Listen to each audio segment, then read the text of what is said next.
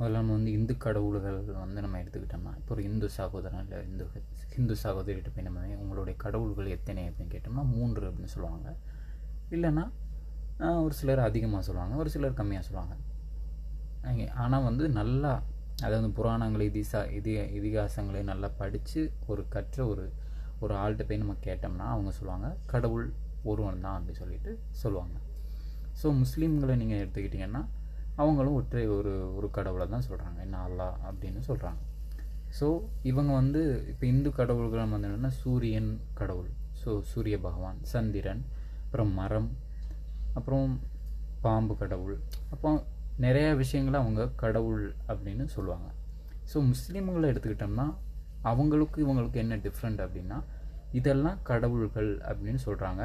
முஸ்லீம் என்ன சொன்னால் இதெல்லாம் கடவுளுடைய படைப்புகள், அதாவது பாம்பு, சூரியன், சந்திரன்